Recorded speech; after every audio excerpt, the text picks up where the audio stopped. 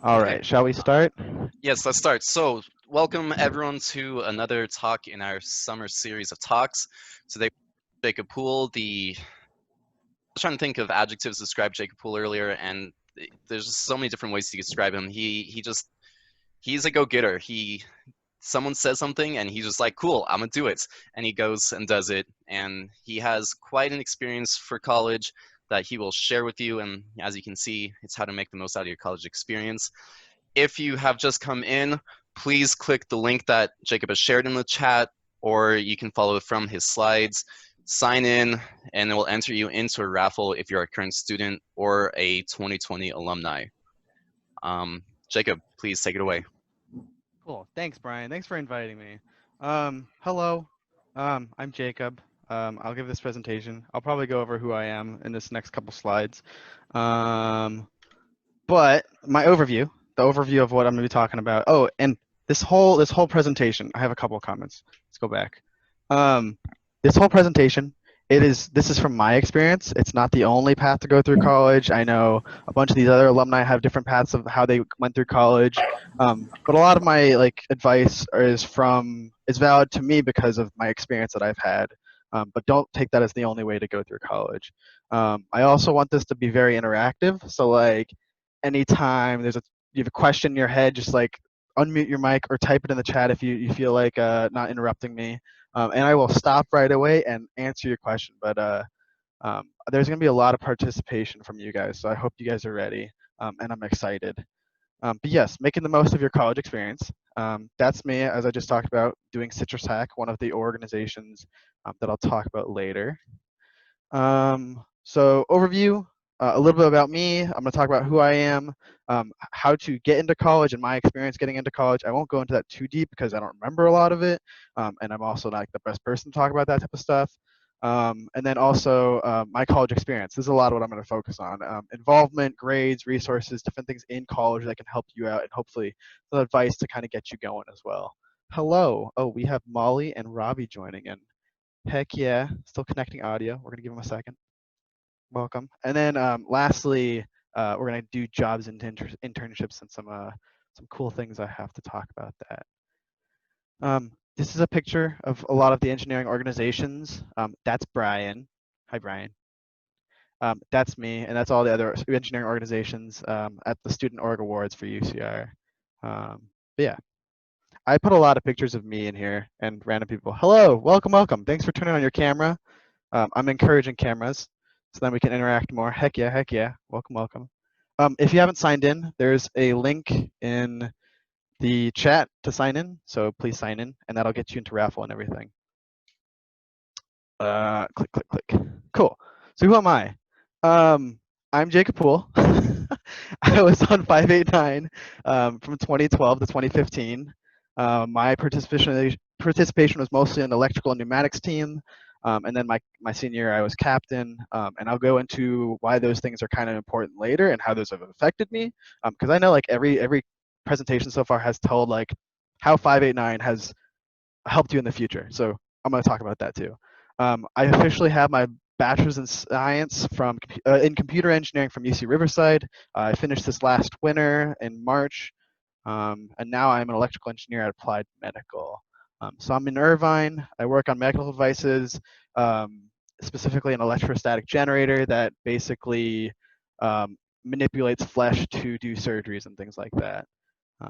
That's a picture of me at the LA Regional. I think that's Stronghold. So it was really medieval themed. So I brought my horse.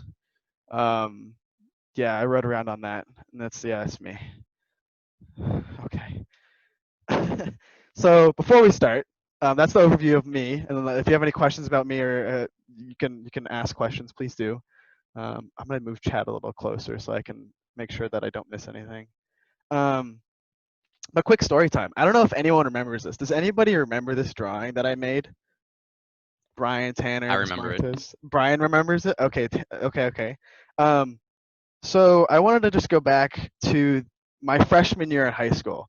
My buddy Colin had called me up on the phone. He's like, "Yo, it's winter. It's winter break." And he's like, "Hey, you wanna come with me to the robotics team meeting, the first meeting? during winter break on this Saturday. I was like, bro, I just want to play World of Warcraft. Not really. Then I was like, maybe some other time. And he called me back later, and he was like, are you sure? I was like, okay. And I got dragged into going to the first meeting, and I fell in love with it. It was great. It was like the video and everything like that. And this is what I made that first night. The first night of ever of robotics, I went home and catted up on Google SketchUp my interpretation of that 2012 basketball shooting robot and how you balance on bridges. I will explain to you my drawing here. Okay, so this is the ball grabber. It conveys the balls up and then shoots them out. This thing is two pistons with your battery and your air compressor, so you can push each side so you can balance yourself on the bridges. Beautiful idea. I'm a genius. This CAD is, I think it's like 200 feet by 300 feet big. So it's massive. I don't know anything about scale, but my first robotic experience was I went home, I CADed something up because they told me to. They were like, go home, sketch out all your ideas, use Google SketchUp, bring them back the next day. And I did, and I showed this off, and it was one of the best things I could have possibly done. I was so happy to do it. I don't even know how I know about West Coast Drive, by the way. I don't know. Like, when that was brought up, first meeting, I don't know. But for all the people that are in robotics now, just go do it. Go make your idea real and share it with everyone as much as possible. This is my first experience with robotics, and I loved it. And I just wanted to share that really quickly before I started. So, yeah, I was just a tiny little freshman. The next week, Tanner came in off of his vacation, and he was talking about all this stuff, and I was like, "Who are you to talk about this stuff?" It was weird. All right, so we're gonna start off with a Kahoot. I don't know if anyone knows what Kahoots are, but open up your phone and go to that website there, and I will share my screen for the new Kahoot. Or this is gonna be fun. This is gonna be fun. If anyone has any comments so far, please talk to me because I'm just talking to myself. Or raise your hand. I know Thomas likes doing that. Host. How do I host this? Okay, cool. Hey, real quick, everyone, if you put your real names, you might get more raffle participation by answering questions and getting things done. Oh, this is loud. How do I turn this down? All right, now I need to share new screen. Let's just do this. All right, cool. Dang, how did you already? Was it on my screen? How did you know? Yeah, it was there. It was there? Oh, okay. I was sharing my screen versus the browser? Oh, that's weird. It was there. Let me just say, this is the first Zoom I've been on that uses Kahoot, and that's a great idea. Really? Oh, heck yeah. Let's go. I made a short Kahoot, and I was like, I want to make it interactive. I want to make it fun for you guys, engaging, so you're not just falling asleep. I don't like lecturing so that people fall asleep. It's not my ideal path, and I would hate to participate in it because I hate learning. I don't hate learning. I'm just really bad at it. Sorry. All right, how many people? We have 13 players out of how many of us in this call? We have 18 of us here, so -1 is 17. So we should have 17 people in this Kahoot. If you have any trouble, shoot chat out. Hammer horse story? What's the hammer horse? Oh, my horse. Oh, you're talking about the horse. Yes. So just to remind you, Jacob, you did have a real horse, well, a real stick horse, but then something happened to the real stick horse, and we lost your horse. So yes. We horse out of sticky paper and a hammer. I remember. We walked around just being beautiful with our horse. The most dangerous horse there ever was. It was great. All right, we lost one person. I'm gonna turn this way down. This thing's way too loud. We're losing people. What's happening? Is everyone okay? Oh no, we lost another. Oh no. Okay. I'm gonna start in 10 seconds. 10, 9, 8, 7, 6. Oh, okay. Gotcha. 5, 4, 3, 2, 1. Let's go. All right. Are you guys ready? This is gonna be fun. It'll be very exciting. Quiz. What team number is this? Oh snap, we got 10 answers. Is it 1717, 589, 254, or 1? Wow. Whew. Who did that? Okay. We got 13 people left in. That is correct answer. Ooh, Robbie was the quickest. Nicholas, no, Nikitas. I don't know how to say your name. I'm sorry. Joey, Sam, and Eric. Let's go. Okay, quiz. After high school plans. This is for me a little bit too. I want to learn about you guys. College, university, industry or job. Don't know yet or other. Let's see. Okay, so 10 people are looking to go into college. That's fantastic, or have been.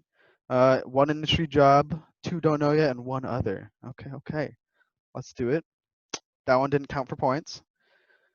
Quiz number 3, interested area of study. This is kind of back to Heather's talk a little bit. Engineering, sciences, humanities, or other. Ooh, we got a broad spectrum here. Engineering, sciences, 2 sciences, 2 humanities, and 2 other. Who are the other? I don't know who to put for other. Curious. If you want to chat, put your chat in, or your major in chat. Go for it. Oh, Tiffany's on a hot streak for 3. Let's go. Who is this? This beautiful picture. Is it Thomas, Tanner, Brian, or Mrs. Martos?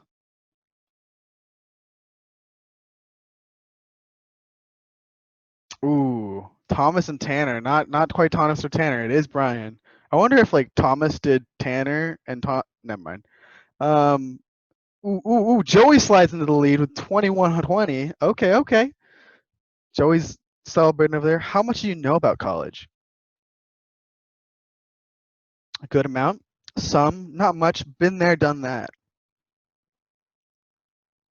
Okay, we got 3 good amount, 5 sums. Okay.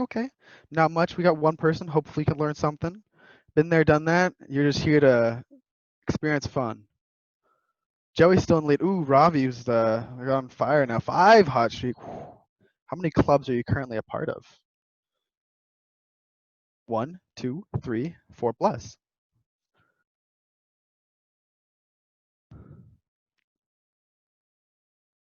Okay. Well, we got a good spread. We got 5 people at 1. I hope that's robotics. 2 5s, or 5 at 2, 3 at 3, and then 1. Okay. We got some good group here. Name this robot. Oh snap.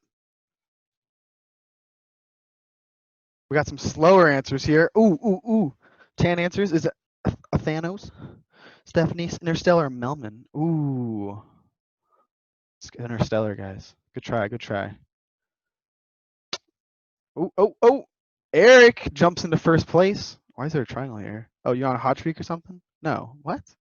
Ah, okay. I know how to get an internship. Do you? I'm set. What's a job? Somewhat. I have a resume. I want one. I don't know how. Oh, okay. This is spread again. 3 people are set. 3 people have jobs. Fantastic. What's a job? 6 people is I have a Do you have a resume? That's good. We got 6 people with resumes. One don't know how. 3 of them. Okay. We work with that. We work with this. That one counted for. Oops. That wasn't supposed to count for points. Looking forward to this talk.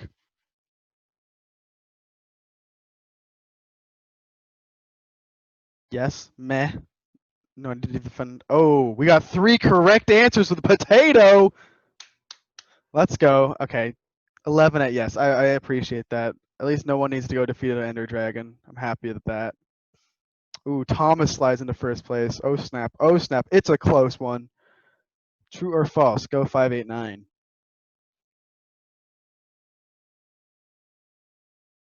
See who's the fastest. Can anyone slide into the lead here? Oh, 14 with true. And the final tally is 3rd place. Ravi. Ooh, third place. Joey's in 2nd place. And who came in 1st place? Oh snap. Wow. Okay. Okay. 5 points. 5 points. That's tragic, Joey. All right. Cool. Now we can share a new screen now. How do I? This one. How do I close that? Cool. Well, thank you for participating in my Kahoot. I hope you enjoyed it. Now I'm going to continue my talk. Oh gosh, we're 20 minutes in. Oh, I didn't expect this. All right, cool. So congratulations, Desiree. Let's give a round of applause. Talking more on college. The next part is mostly college and applying to college, and I want to go through that a little bit before I get into college itself and the experience and how to make the most out of that. So applying to colleges, best piece of advice is always apply early. There's so many essays. Like the UCs have an essay, every private school has an essay. Cal States have like some essays, I think. You have to get letters of recommendation. I don't know if Mrs. Martos is still open to that sometimes. Slide her your resume. I don't know. Ask her. And then you have like the PSAT, the SAT, the ACT, all those different testing things that you have to do and do the specific category testing, right? Like for your subject test, that's what it's called. But it started early. Doesn't hurt to start your essays. This next one was get help. This one's big to me because I sucked at essays so bad. Have essay reviewers, mentors, etc. help you out with test prep, recommendation letters, different things like that. My dad was like my biggest reviewer. He like went through all of my essays at least 5 times to like help me read through this stuff and kind of make sure that I'm saying the right thing I want to say. Get help, and aim high. It doesn't hurt to have some type of a reach, and just kind of go for it and go for MIT, these big colleges, or even just like a college that you're really interested in and want to go to. Doesn't have to be big either. The last point I have here is, Lynn says, I will happily read essays and answer questions, read resumes, and write letters, whatever you need. Fantastic, always great resource. And also the last point I have here is have backups with quotes. Those quotes are there for a reason because I will talk about why in a second. But picking a college, I wanted to kind of go over this a little bit, is money, community college. This is where Thomas comes in. I know Thomas went to community college, correct? Yeah. I wanted to ask, what were your reasons to going to community college? Because I didn't go to community college. I went straight to UC Riverside. What were good reasons to go to a community college, maybe over picking a university full-fledged? Okay.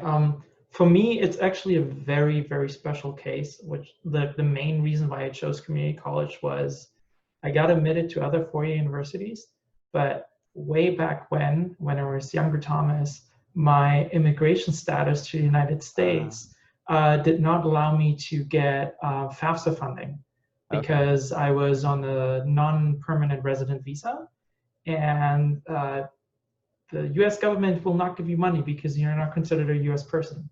So paying $20,000 a year versus paying only $30 per unit was a huge, huge impact.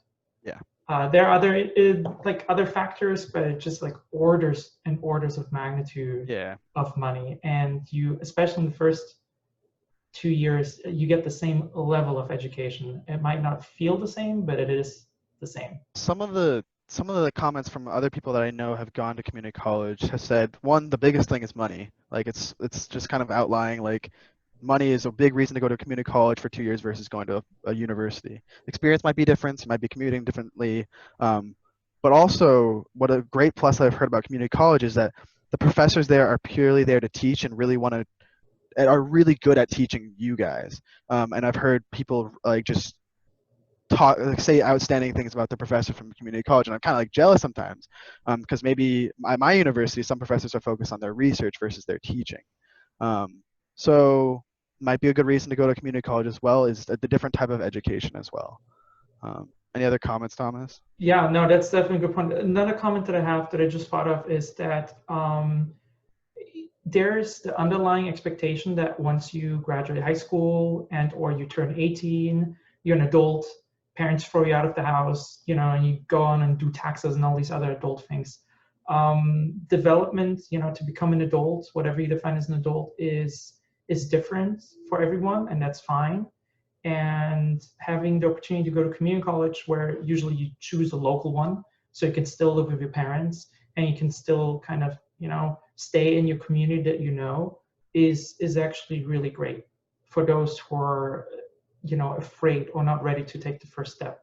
That is like living in a fancy four-year university, being in dorms, and so on and so forth. Yeah, cool. Well, thank you. The next point is location.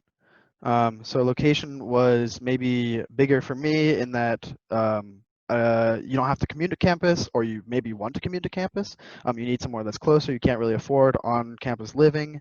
I was at Riverside, which is about an hour away from La Crescenta, which is perfect amount of time for me in that I can go home when I wanted. I can go home and visit my family. I could go do different things like that. But I'm also far enough away that I can kind of have my own little bubble at UC Riverside.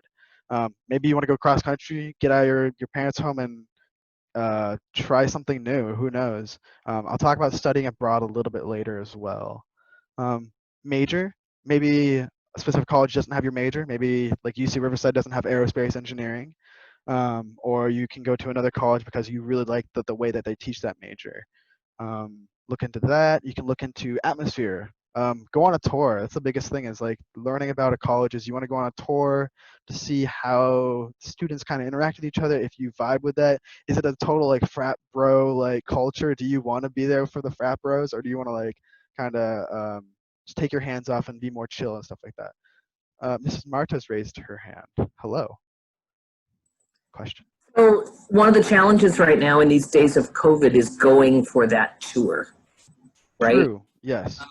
Most campuses have moved their tours into a virtual format, but you still have to figure out how to negotiate meeting people and talking to students. True. Do you have ideas that might help students who want to do that? Yeah, I think there's so many groups and on Facebook, Instagram. You can get the housing tour and the college campus tour on their websites and stuff like that. But to kind of get a feel for if you like the college or not, you can kind of go onto these groups on Facebook or Instagram and kind of ask. You can ask a question. You can be like, "Hey, looking to do this major. Any suggestions?" Do different things like that. Kind of interact with people. I'm new to the college. Also just like Instagram, I know they post a lot of stories about like different clubs. They post different like events that they have. Maybe you're like, oh my gosh, I really like that they have this club or this event at this college. Something I'm looking forward to maybe. It's harder right now, sure, due to COVID, but there are so many because of COVID. There are also like ramping up social media posts. So there's a lot of content out there right now to go kind of figure out maybe this is the college. Or if you know someone from the college, ask them like, hey, how's the culture? Never hurts to ask them. You can ask any alumni, I'm guessing. They'll tell you how their college experience was. Cool. Moving on. So my view into getting to college. So my numbers weren't the greatest. They were, I had a 3.8 GPA total. That was weighted, I believe. Oh, that's me. That's me on the UCR sign. I'm really bored. This is my first day at UC Riverside. I think I just moved in. My SAT was really bad. It was a 1550 out of 2400. That's back in the day when I was out of 2400. I think I did the calculation or the transitions to out of 20 or 1600. I think it was around like 1200 or something like that. It was really really bad. And I had horrible writing skills. I got into 3 of the 14 colleges I applied to. So this is where that backups part comes into handy. Is that when I say have backups, definitely apply for colleges that are not your primary college you want to go, or where you think you're a little above. And the reason I put it in quotes is because I would not consider UC Riverside a backup anymore. It is my favorite place, and I would not have wanted to go anywhere else. And the last point I make with that is that your college experience is what you make it. It's not the college that you get into. And I really stand by that, and I really want to kind of emphasize that throughout this entire talk. And that sure you can go to MIT, but if you're staying inside your dorm all day, is that experience the same at MIT versus at UC Riverside or something like that? Are you getting the same experience, or are you getting a different experience? Maybe your professors are a bit different and they're higher caliber, but still you can make your college experience at maybe a less known college better because you're going out and doing things. So now on to my college experience. And please stop me. Any questions you have, any acronyms I say that you're just like, oh, what is that? Hit me up. Let me know. Raise your hand. Robbie says we'll all be stuck in the dorms with the online school. True, true. But there's a lot of Discord servers out there, man. There's a lot of Discord servers, and just like ways to meet online and stuff like that. So yeah, we're gonna abuse that. Involvement. So I kind of branched out into 3 categories. There's definitely more than this, but for me, I'm talking about mostly organizations. So joining an organization, join a club organization that to your liking. It can be cultural, religious. It could be like something that you really grown up with, and you kind of finding another group of like-minded people there. It can be more academic based, professional based, maybe for getting a job, different things like that. You can do Greek life. I'm a part of Greek life. I'm a part of engineering fraternity and also an honor society. Or it could just be fun, like the gaming club or something like that, or origami club or chess club. Um, you can join any organizations. I know each college has a numerous amount of organizations, and you can also start your own. And I'll talk about that later, Brian. Um, research. So you can do research. Mentor a first team. Yes, yes, yes, yes, Mrs. Martos. We'll talk about that later too. Um, you're getting ahead of herself. Um, research. You can work with a student, a grad student or professor. Most people have research of some kind or some type of project that they're doing, and you can talk to them and ask them like how to do research. Kind of go into new topics that haven't been studied yet. This could be either at college or even abroad. So like you can go do an IRS program, I think it is. Um, there's a bunch of programs that you can do through NSF to go abroad and stuff like that. Or you can just purely study really hard on your academics, become a TA, be part of the academic center at your campus, be a tutor, mentor, teach others, really go hard into your academics. And I've seen a lot of people do that as well. So my college experience, over my 5 years, I spent 5 years in college instead of 4. That's the first thing. It's okay to do more. The average like college degree is done in like 4.25, I believe. So it's okay to do more than 4. It's okay. You can do it in 3. I have many friends that have done it in 3, which is crazy. You're coming in with AP tests of over 200 units, which is insane, or 100 units or something like that. But it's possible. But over my 5 years, I held 14 officer positions in all of these organizations. I was president 3 times, and I'll talk about that in a bit too and why I said that. I mentored another FRC team, 6960, the Rusty Huskies, for the 2019 and 2020 seasons. That's their logo there. I researched in China for the National Science Foundation, and I had over like 3,000. I did the rough math on this, but it's definitely over this. Over 3,000 hours of community service, which is it's pretty nuts. I think that's a pretty big number. I did the calculations for 1 quarter, which is 10 weeks, right? I did 400 hours, which is the equivalent of having a 9-to-5 job, which is pretty crazy too. But I enjoy doing community service, and these are all the orgs.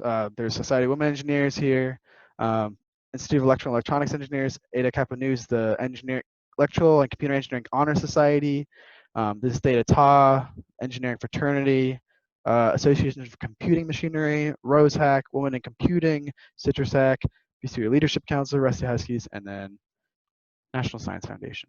So these are all the orgs that I'm proud of. I suggest looking into a lot of them. Some of them aren't at your college, maybe. They have a different variation. But look into orgs that you enjoy. And again, I put this quote up here because, again, you make your college experience what it is and how you want to experience it. Doesn't matter really what college you get into. You are the person to go out there, get it, do whatever you want. I think sometimes like some colleges are so strong as an individual, like you can be a strong individual and still get into insane jobs and go past college with insane resume. It just be awesome basically. But that's you going out there and doing that type of stuff. Yeah, I have a lot of friends that have done this, but I want to like talk about that. Oh, wow. So big thing is go out there and get it. I think this is one of the biggest thing is once you find something and you're interested in something, it's up to you to go out there and go do it. So the pros and cons of that. Oh, wrote a list. Oh, college. College makes you very independent of your family, right? So like you yourself, you're alone by yourself. You can go do whatever you want. Your own person. Your parents aren't watching over you, right? But that's both scary and really great. One, you have responsibilities and you got to do those things. Meaning you have to go do the stuff yourself. You have your own initial. You have to do this stuff yourself. You have to find the motivation to go do these things. The other thing is you could do whatever the heck you want. You could do some cool things, right? You can go do make a aerospace organization at a college that doesn't have anything about aerospace, like Brian did or something like that. You can create a project. This is where I was like thinking of Joey. Joey's interested in making this a CubeSat program at UC Riverside. Aerospace is already doing that, but yeah. Oh, sick, dude. Okay, cool. But I mean, he researched it and he was really interested in that type of stuff. Create an event, find a research job, or just find a job in general. But Brian here is a great example of starting an organization on campus.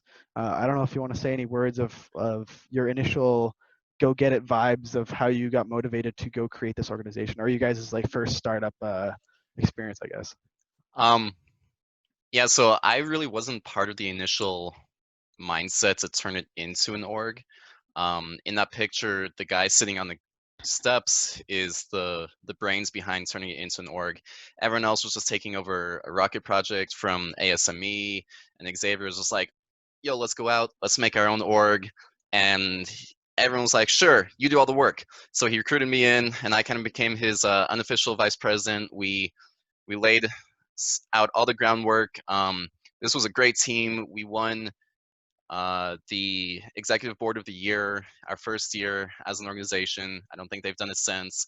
I really helped, like the org within the second year was just randomly spotted by some entrepreneur in the community. He said, hey, I want to build rockets and send satellites out in space, but I want it all done by college students. And I really like what you guys are doing. So he just gave him a grant and a lab space near campus to work on. And so it's just like, if you have ideas, you just, like Jacob's been saying, you just have to run with it. And really, you can't, don't expect to do it on your own. Reach out, find people with like similar interests who are willing to help you, and you'll get it done. Yeah. Thanks, Brian. Good speech. I love it. Nailed on the head. But I'll kind of go into more of like me and how I kind of went out there and did it as well. Let's see some other examples. So some things I did. So I'm going to go through a couple events and things I did, and just cool things about college because engineering is freaking cool. Mrs. Martos really likes this one. She likes the hackathon experience and stuff like that. I was supposed to get a question, Brian said, from Mrs. Martos about what a hackathon is and how do we make an online one. But this is CitrusHack. This is a hackathon or Joey just joined apparently. But this is one I directed and I was the leader of.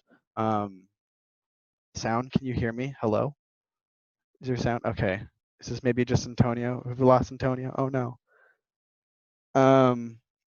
But so CitrusHack is basically a hackathon where you go over 24 to 36 hours to a site and you just build a cool project in engineering.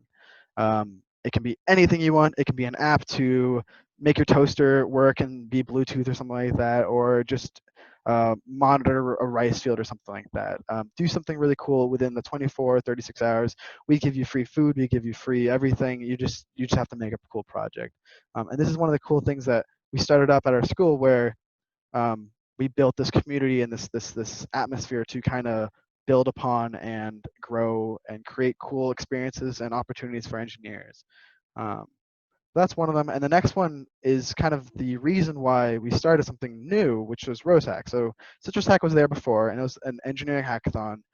But we realized that there was a space for women in engineering and there wasn't a space for women in engineering to kind of thrive and build upon. So this is purely a woman-centric hackathon, meaning that we support women and we're trying to create projects, maybe doesn't necessarily have to be this touch projects, towards women-centric ideas and solving these problems in the society and just engineering in general.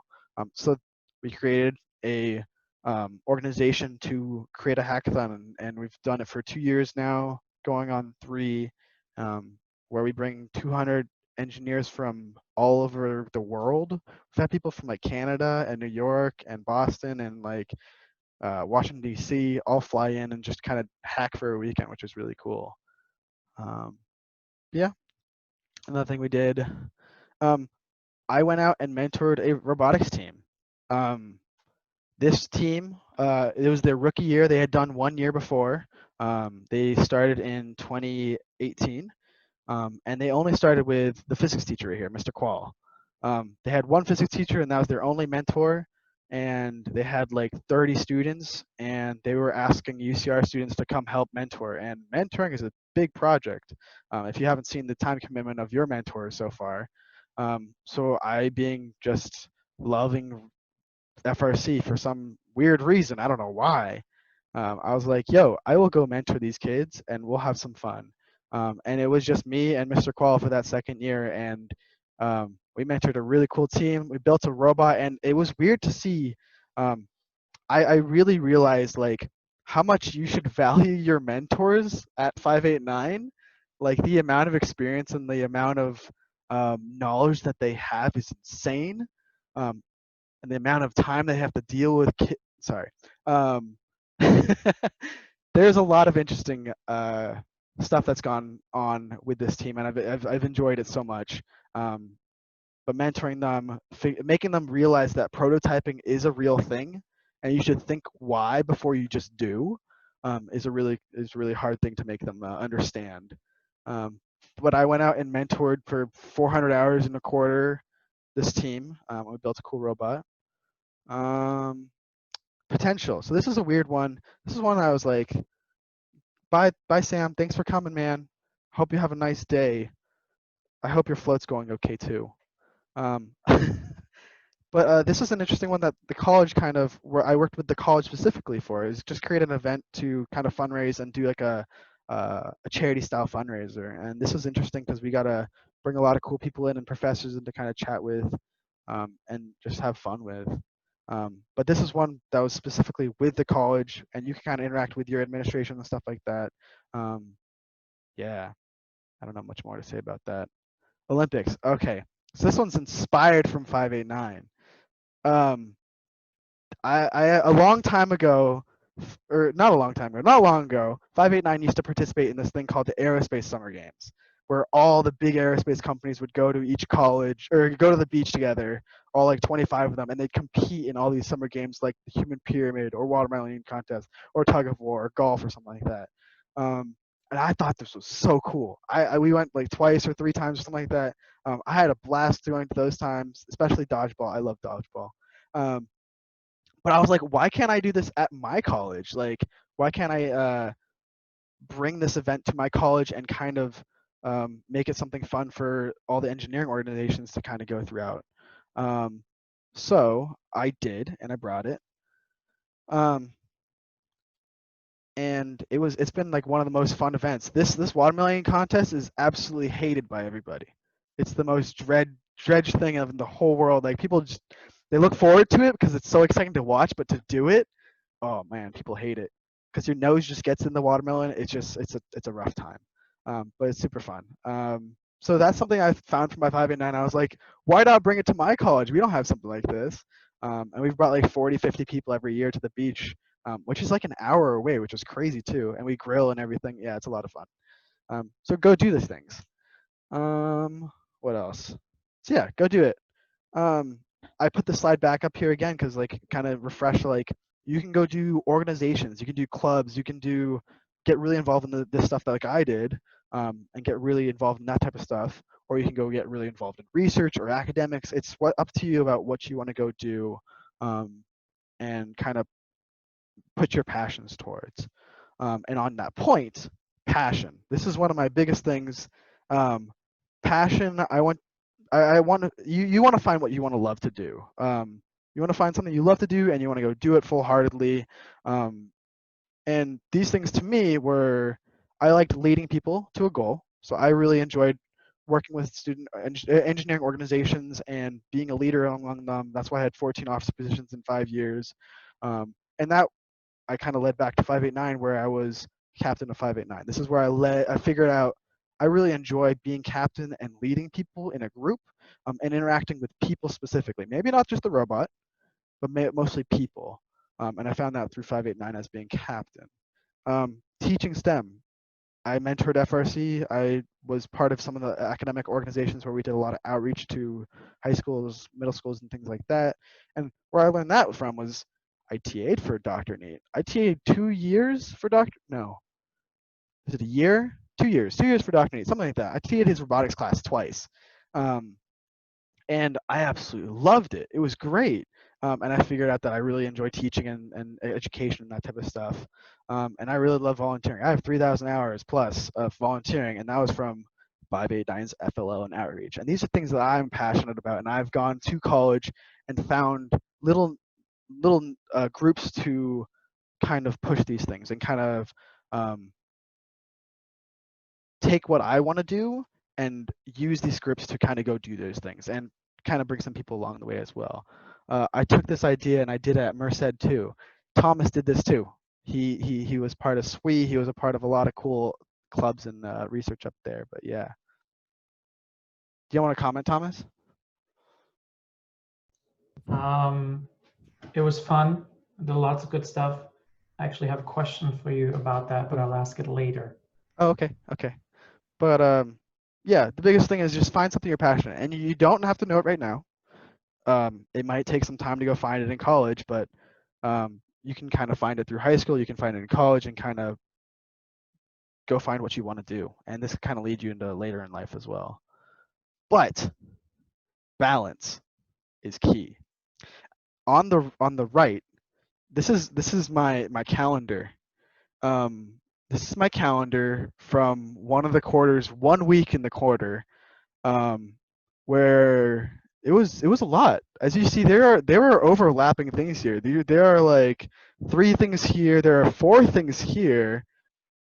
Yes, I have my raid night here for World of Warcraft. I have to do that with a meeting. No, I went to the meeting. There's a lot of stuff going on here, and I want to say that school is first. You can't do these things in school without being in school. You have to be in school or college to do these things. If you're not in college, you can't really be a part of these organizations, stuff like that. Focus on your academics, do well, but GPA isn't everything. A lot of like recruiters say that like GPA, it's good to be high. You want it to be high as possible, but also have a breadth of like doing different activities. Maybe it's you do research and academics, or maybe you do clubs and academics, or you just fully heartedly into research or full heartedly in academics, different things like that. But more than just a GPA, you want to have kind of a breadth of who you are. Figure out how much you can handle. I realized that this was my maximum. This is beyond my maximum. I went way far here. I did too much, and I realized I need to pull it back, focus on my academics, and kind of do those things. And be realistic. This one's hard. Friends can help you with this one. Friends can help you like reason out like, is it too much to do 8 different office positions in 1 year? Should I kind of back off a little bit? And they can kind of help you out with that stuff. I wrote personal story here because I just wanted to put it in the slides, but not like officially in the slides. I'm very open about this. I technically got kicked out of UC Riverside. As you can see my schedule here, I didn't focus on my school for more than 2 quarters, and I got on academic probation, and I got kicked out of UC Riverside technically. It's a little bit why I've done over 5 years or 4 years of schooling. But I realized that school's first, and my mentor, I'll go over about that later.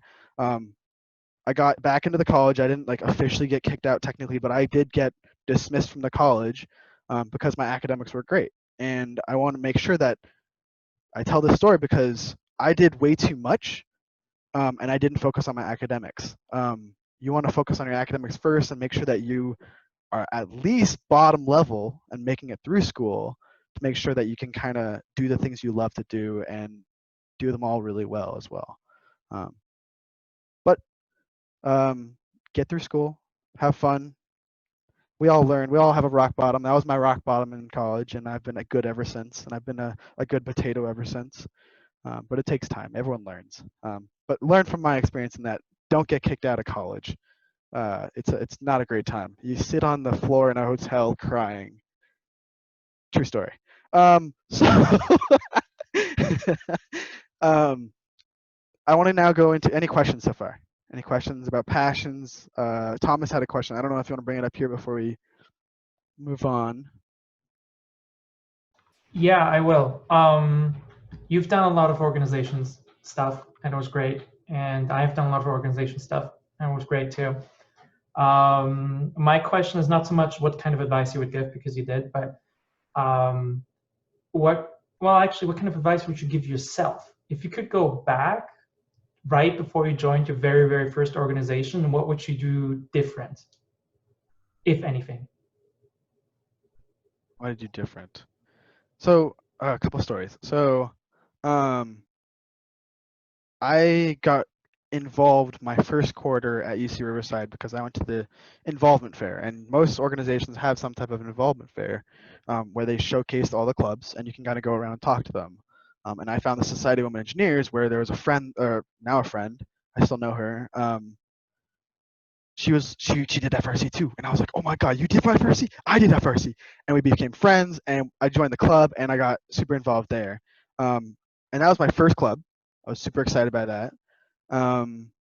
And that kind of led me to getting involved with them. And at one of their events, it was a dinner. I was going around with a trash bag, just taking people's trash, kind of like my involvement was trying to help out as much as possible. And another officer of another org, IEEE, was like, that guy's taking out trash. Why is he walking around with a trash bag? That's really, I like him.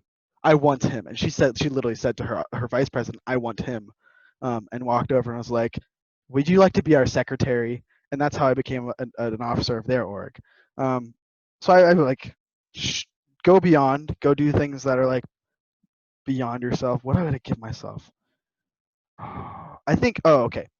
That was just like side stories I thought of how to get involved with organizations initially. But I think I told Joey this actually. Joey came to me his first quarter and he was like, hey, I want to make this project, the CubeSat, right? And he was super excited about it. He had a friend, they were already like going through all the plans, stuff like that. And I told Joey, this is probably something I would tell myself, is that give it a quarter, maybe. Go figure out studying habits, go explore other organizations on campus, and kind of just take a quarter to analyze what your surroundings are, and figure out how do you study first off. Do well in your academics your first quarter, because that's the baseline for all your rest of your quarters, because if you do really well your first quarter, you can continue doing really well. But if you start really low, you're just looking at an uphill climb from there, right? So I told Joey, go take a quarter and figure out, is this really what you want to do? Do you want to get into a whole 2-year-long project your first quarter? And I don't know if he took that advice, but that's the advice I'd give myself going into college, going into getting involved. I got involved way too early. I think I started early, and that's what kind of just toppled on. But figure out what's around you, what resources you have, and kind of analyze and pick what you want to do. I don't know if Joey wants to comment if he did that or not. I think he did a little bit. I did take that advice, and Yeah. I found out that I didn't need to go through all that work because I just did a little bit more looking. Fantastic. I'm happy to hear. But that's the advice I'd give to myself, Thomas. Yeah, there's a lot of cool things out there. You might not know about them. There's until you know about them, you know about them. You don't know about them, right? Okay, I'm running low on time. Technically, Brian said I could go over, but I don't think I have too much left. So college resources and jobs. Okay, did I have a straw poll here or the next one? I had a straw poll the next one. So every college has some type of iteration of this. They always have academic advisors where you're assigned to them your first day and they're like, hey, this is your course plan for your entire 4 years. I'm going to help you out with that. you can go talk to them about everything about courses, everything about how to change majors, to do different things. Be very close friends with your academic advisor. After I got dismissed from my college, I was very close friends with them. But it's good to be close friends with them because if you're cool with them, they can help you out in different ways that you might not know of. And they've been there forever, and they're the connection to students. So maybe if you didn't know about a program, they'll be like, hey, yeah, we have that. Go do this. Yeah. Career centers, they get you jobs. They have a whole website that you can just go on and be like, they have all the job listings that jobs come or companies come to them and like, hey, we have this job for specifically this person at your college. Go post this on your website, and they post these things specifically for your college and how to get jobs. They also go over resumes, they go over interview skills, they do mock interviews. Career centers are super valuable in getting a job, and you can use them after college too, which is super cool. Academic resource centers, these are to help you specifically with your academics and classes and stuff like that. There's definitely some type of tutoring there to help you get through classes. I abuse this very often after I sucked at classes. But go early. It doesn't hurt to start and be like precautious about, hey, I want to start doing well in my class earlier in the quarter versus later in the quarter, and kind of like catching up. You don't want to be that guy at the end of the quarter saying, hey, is there any extra credit on the final? Yeah, don't do that. And then health and wellness. I put this in here because it's good to have a healthy mental state and just healthy in general while you're at college, because it's so stressful, man. It's crazy out there, and they have a lot of health and wellness centers there. Yeah, big piece of advice: get a mentor.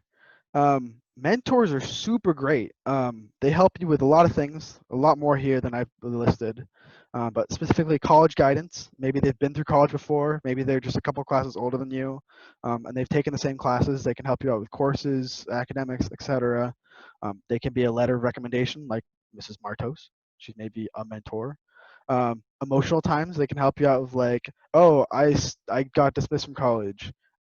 This guy on the bottom, actually, June Wang, is a wonderful mentor of mine that helped me get through that time specifically because he was an advisor at the college, and he was like, he knew how involved I was. He was like, okay, stop your involvement. I know not really stop it, but like stop it, and go focus on classes. And made sure to like make me focus on classes. They can help you with jobs. They can be a friend and much more. But I think you should get at least one mentor in college, maybe two, maybe you can get as many mentors as you want. You can be like, they don't have to officially, you don't have to go up and be like, can you be my mentor? Like, that's a little weird, but like you can consider them your mentor, and over time they'll realize like this is like more of a mentorship thing, and they might be interested in it as well. It's really nice to be a mentor for someone. I'd be happy. I have mentees actually right now, and I help them out with classes, and it's really nice to mentor someone else in the same position I was maybe a couple of years ago, and make sure that they don't fall into the same shoes that I did, right? And that's why these college mentors are here now, and every mentor is here. Oh, it's great. Mentoring is fun,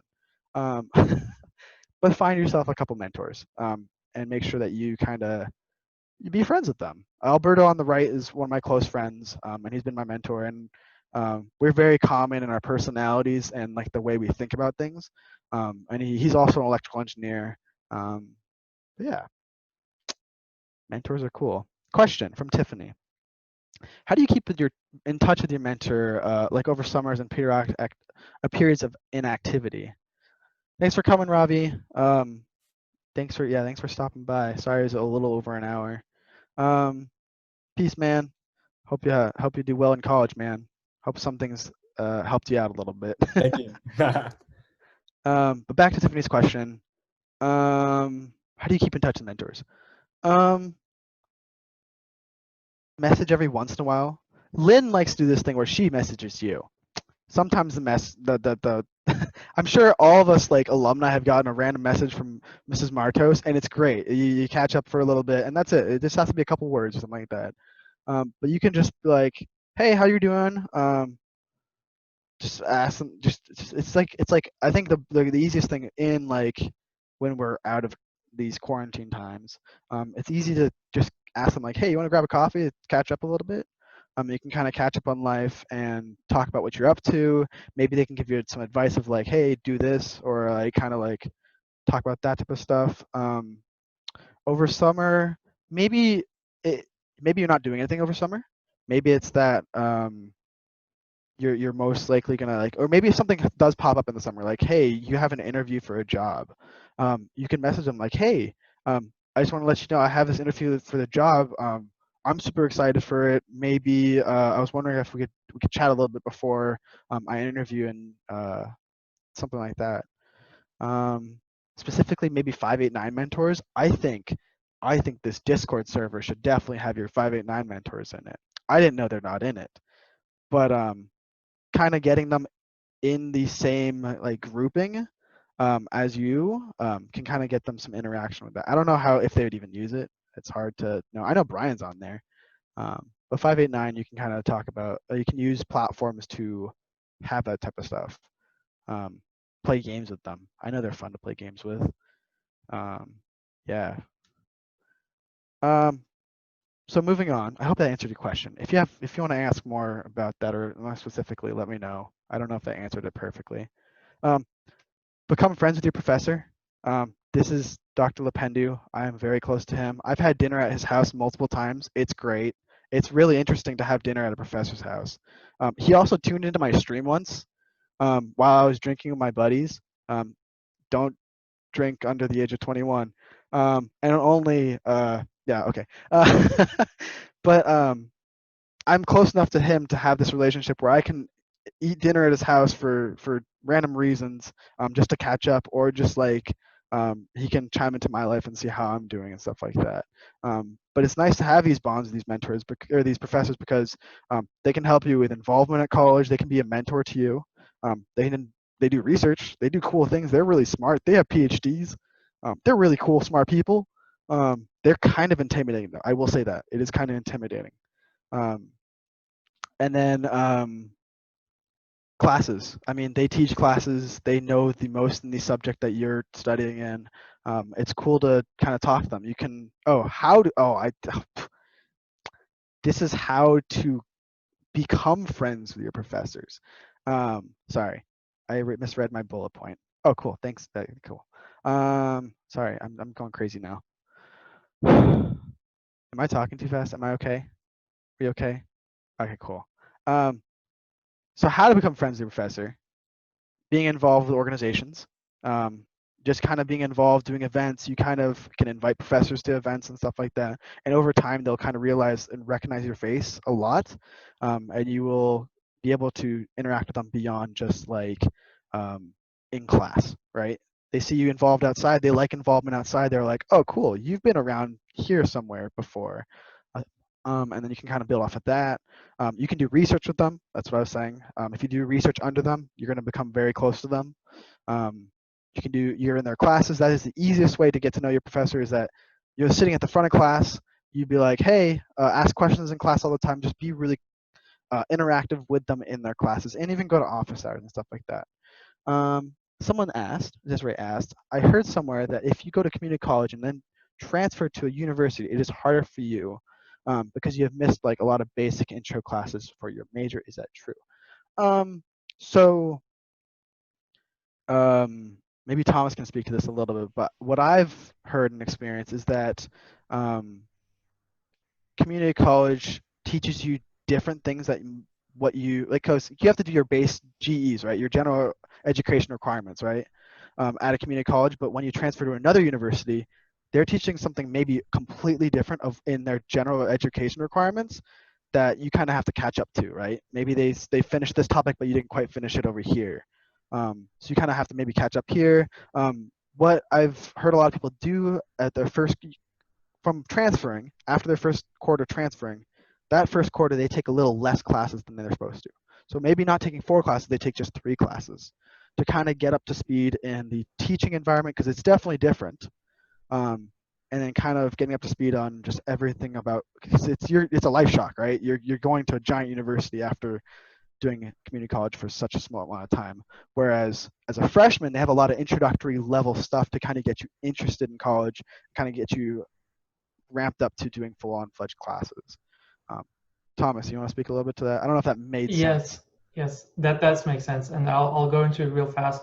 Number one, if you want to know more about it, Desiree, feel free to reach out to me. In short, transferring is hard, but it's not harder because of that fact. Yes, you will need to take different classes, but if you go to a California community college and transfer out to a California university, then there are already agreements where they say you have to take these humanities, you have to take these sciences, they fulfill these requirements, you're good to go. When I went to community college, there were no engineering classes offered at community college. So that when I went to the UC, I did have to take engineering classes that people would usually take in their second year, and I would come in as a third year. However, I've taken physics classes that other people didn't need, or for example, I took organic chemistry that other engineers didn't need. So, it kind of balances itself out. But sometimes, especially with engineering, yeah, that will make you take a little longer because just it's a very unit heavy course. But long story short, yes and no. You might have to take some classes, but sometimes you don't. And if you go from California Community College to California University, they have agreements. It's all easy. But feel free to ask more. I think the hardest thing is the transition is very different from high school to a university as it is from community college into a university, because they think you're already very mature and ready to go, so they're just going to throw you right in. There's no like transition to help you out with that a lot of the time. So just take it easy your first quarter. It is totally doable. So many people do it. I have so many friends that are transfer students, and that's totally okay.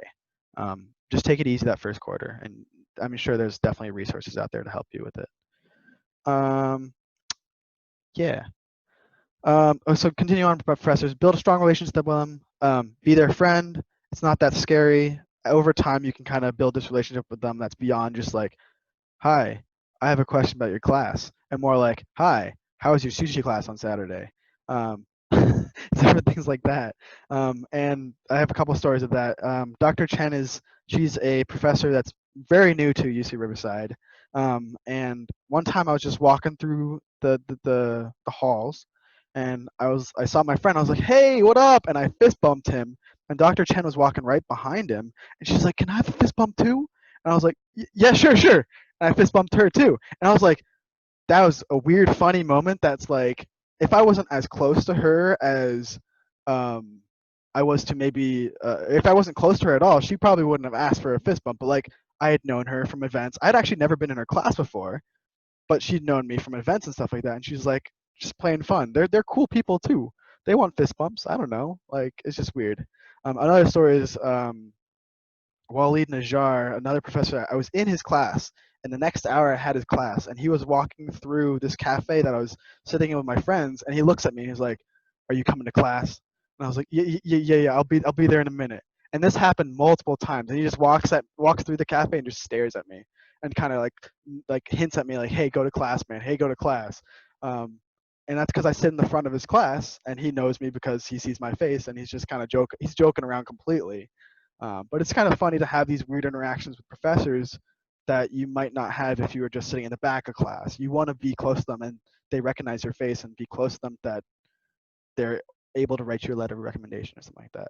But yeah, I like professors. They're people too. They're just people. That's it. This guy he has like 2 aquariums in his house. It's crazy. He likes fish. Let's take a little break really quickly. I have like one last section. I don't know how long this is. Oh my God, I was scared of how long it was. But go fill out the straw poll really quickly. You post in the chat. Oh yeah.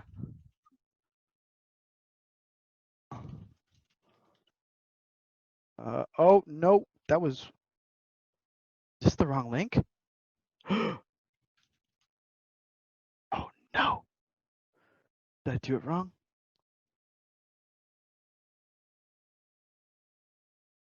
Oh no, that is it. Where's the chat? Chat. There you go. Do the straw poll really quickly. Oh, we got one person. Really? Wait, who's that one person? I filled it out already. Is this Brian? It's Brian. No? I said yes. Said yes? Okay, interesting. First person said no.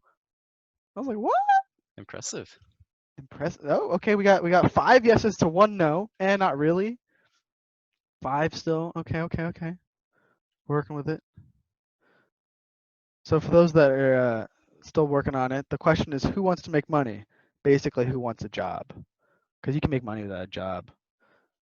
I just wanted to have fun and kind of get you interacted and doing something versus just listen to me rant, because I've been ranting for a while now. We got 7 to 1 now. Who's that one? Who doesn't want money? Who doesn't want a job? Who wants to stay unemployed for all the? I mean, unemployment right? Never mind. Let's just not get into that. Okay. But yeah, that's a quick little fun thing. Jobs and internships. So that's the next section here. This is pretty quick. So my jobs and internships and everything that I've done so far is I've been a on campus for UC Riverside physics student assistant. So there's a lot of jobs for students on campus that you can get. It's really easy to go out, and they have a whole website usually where you can kind of become like, maybe you're a lab assistant, or maybe you're like a desk clerk for some branch of your college. And I was specifically for the graduate division, a student assistant to help out the physics department with all their applications, because there's so much paperwork for any graduate that's applying, right? And I made a whole like data system to kind of get that stuff faster, because I was computer science related. But I did that. That was a really easy way to make some money on campus. I also went to China to become a semiconductor researcher for Tsinghua University there, and that was through UCR over summer, which was really, really cool. And then at my current company, I was an electrical intern last summer, and I got that through a friend, or as you saw earlier, Alberto, who's my mentor as well. I applied with him to get this internship, and then I kind of pulled that into a full-on job. But I'm not the most experienced in jobs, but I know how to get them. So how to get a job, an internship? Apply. That's it. That's it. My brother's doing it right now, and the only thing I could tell him is just go apply, man. It's purely a numbers game. It's so much of a numbers game. It's kind of like college, applying to college and stuff, that like a little bit. But I have a friend that has a whole spreadsheet. I have my own spreadsheet. It's not as beautiful as his, but he applied to 3,000 jobs over his 3 years of applying to jobs, and he had a 5% response rate, which is really low. That means like 2,850 people didn't respond to him. That's a lot of people. So 150 people responded to him, and only 2% of them actually asked for an interview. And then after that, don't even know how many people actually accepted him after that. But that's super low. And the only thing you could do is just apply online. It makes it easier. So applying online is like cold emailing, right? Or just applying through websites is a little harder than if you were to go to like a career fair at your college and be like, hey, introduce your personality into the equation, and that's a whole nother level of what they see in you and what they see on your resume, right? It's beyond just a piece of paper. It's like, you're a cool person. Of course I want to hire you. If you don't have a resume or LinkedIn, go update it, send it to Mrs. Martos. Connect with me, Brian, Thomas, Tanner on LinkedIn. Connect with all of us on LinkedIn. I'm singling you guys out. I hope you guys are okay with that. Go connect with us. Oh, Sam's here too. Connect with Sam on LinkedIn. I don't know if he'll accept it. I don't know if any of these guys will accept it. But I would. yes, you would? Oh, fantastic. Yeah. Go connect with us on LinkedIn. Make LinkedIn. If you don't know what a LinkedIn is, it's an online resume basically. It's a way to show yourself off. Yeah. 589 is a LinkedIn too. 589 has a LinkedIn. Oh, go follow it. It's really cool. So this is, I think, one of my last slides. These are cool jobs that I found on campus that are really cool if you're looking to do if you're looking to make some money on campus or just do something extra. These are some cool jobs to do. So one of my friends was a GitHub campus expert. I think 589 uses GitHub sometimes. It's basically how to it's a repository for your software, or where you keep all your software and projects and stuff like that. And this person's basically a campus expert. You just are part of your university, and you're just like the person that knows the most about GitHub, and people can go ask you for questions. You also get paid. You also are able to go to conferences across the world, and they'll fly you for free. You get free swag. It's really cool. the same with the next one, which is a company ambassador. You can just go apply for random companies and become their ambassador and be like, hey, I will advertise your company at my campus. Not doing anything different, but you just post on a couple Facebook pages, hey, go join Amazon Prime. And you get free stuff, you get paid, and it's really cool. One of my friends is like a yerba mate. I don't know if you guys know that caffeinated tea. Um, he's an ambassador for that, and he gets free caffeinated tea from them as well. So like, why not do free stuff and get paid for it? One of the cooler ones is LinkedIn Campus Editor. So if you really enjoy writing, and you want to write about your experiences on campus and different things you've learned, LinkedIn Campus Editor is specifically someone that kind of blogs about things they've learned about their campus, things about their experiences through college, just in general. It's a really interesting position, and I like follow a couple people that are campus editors. It's kind of cool for you to kind of write on behalf of your campus, what you like to do on campus. Some websites to apply to internships and jobs. There's 3 there. Really easy for mostly engineering. There's some that have other. I think Apply.fyi has other jobs as well, but they basically just categorize all the jobs together and like, hey, here's all the job listings for your category. Go apply, and it does a really good job of that type of stuff. But yeah, and then wrapping it all back up. In college, kind of make the experience what you want to make it, and find your passion. 589's done a lot for helping me find what I enjoy to do. I hope it's done a lot for you guys and what you guys want to do in life. Yeah, that's Dr. Neat and me on my senior year at Ventura. There's another photo of us. Never mind. But there's a lot of photos of us doing weird things over there, and Bob and our head bobbles together was one of them. But yeah. Any questions, concerns? Connect with me on LinkedIn. Email me. I was thinking about just chilling in the Discord for the next like 30 minutes after the talk. If anyone wants to hop in and be like, hey, I want to expand upon how to be close to your professor, something like that. But any questions so far? I see a lot of LinkedIn's in the chat. People can just comment or connect with them. Yeah. Any questions before we do a raffle? A raffle. Oh my gosh, a raffle. Yeah, I'll get the raffle set up if anyone has any questions, or let's just do one question for Jacob, and then like he said, he'll be in the Discord and available to talk at any time. Really, just have to ping him and he'll answer. Thanks for coming, by the way, everybody. How do you choose who should you ask for a letter of recommendation? So you want to find someone that knows you more than just a piece of paper, in a sense.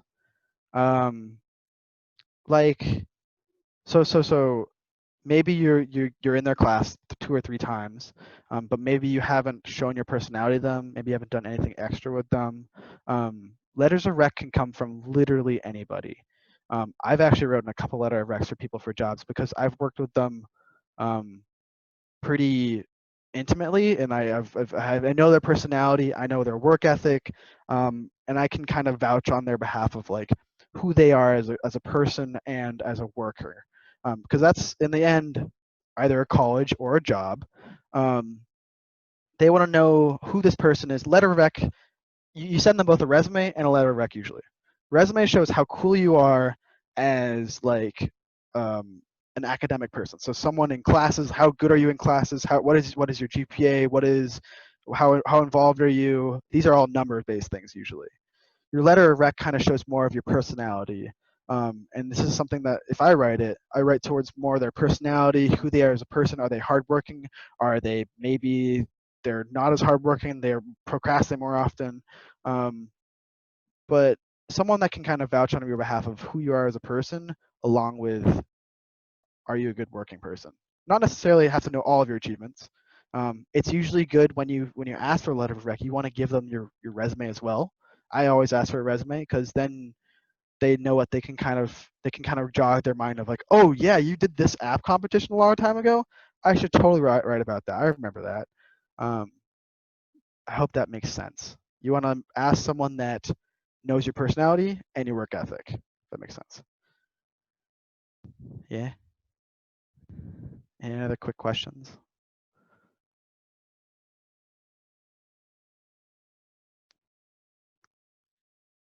Cool.